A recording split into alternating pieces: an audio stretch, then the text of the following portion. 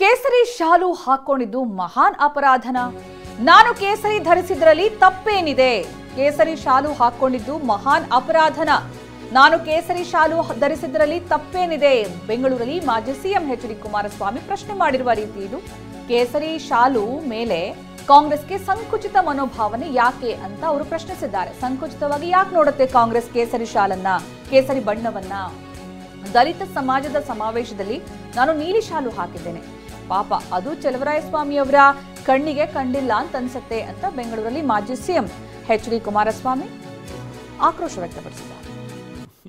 ಪಾಪ ನಮ್ಮ ಹಳೆ ಸ್ನೇಹಿತರು ಹೇಳಿದ್ದಾರೆ, ಇವತ್ತು ಏನೋ ಕೇಸರಿ ಶಾಲನ್ನ ನಾನು ಹೆಗಲಿಗೆ ಹಾಕೊಂಡ ತಕ್ಷಣಲೇ ಜನತಾದಳದ ಪರಿವಾರದ ಹಲವಾರು ನಾಯಕರುಗಳ ದುಡಿಮೆಯ ಈ ಪಕ್ಷದ ಶಕ್ತಿಯನ್ನು ಅಂತಿಮ ಮಾಡಲಿಕ್ಕೆ ತೀರ್ಮಾನ ಮಾಡ್ಕೊಂಡು ಮುಗಿದೋಯ್ತು ಅಂತಕ್ಕಂಥ ಮಾತು ಹೇಳಿದ್ದಾರೆ. ನಾನು ಕೇಸರಿ ಶಾಲನ್ನ ಹೆಗಲಿಗೆ ಹಾಕೊಂಡಿದ್ದೇ ಮಹಾನ್ ಅಪರಾಧ ಆಗಿದೆಯಾ? ಈಗ ನಾನು ದಲಿತ ಸಮಾಜ ಸಭೆಗಳಿಗೆ ಹೋಗ್ತೀನಿ, ಹಲವಾರು ಬಾರಿ ಹೋಗಿದ್ದೇನೆ.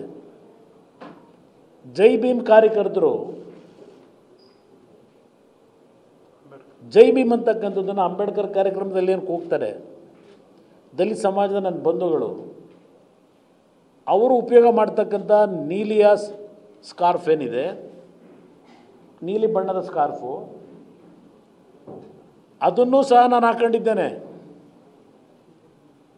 ಪಾಪ ಅದು ಅವ್ರ ಕಣ್ಣಿಗೆ ಕಂಡಿಲ್ಲ.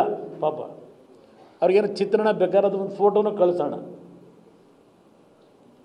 ದಲಿತ ಸಮಾಜದ ಬಂಧುಗಳು ನಡೆಸ್ತಕ್ಕಂಥ ಪ್ರತಿಭಟನೆಗಳು, ಅವರ ಕಾರ್ಯಕ್ರಮದಲ್ಲಿ ಜೈ ಭೀಮ್ ಕಾರ್ಯಕರ್ತರ ಸಂಕೇತವಾಗಿರ್ತಕ್ಕಂಥ, ಅಂಬೇಡ್ಕರ್ ಅವರ ಸಂಕೇತವಾಗಿರ್ತಕ್ಕಂಥ ಆ ನೀಲಿ ಬಣ್ಣದ ಸ್ಕಾರ್ಫನ್ನು ನಾನು ಧರಿಸಿದ್ದೇನೆ.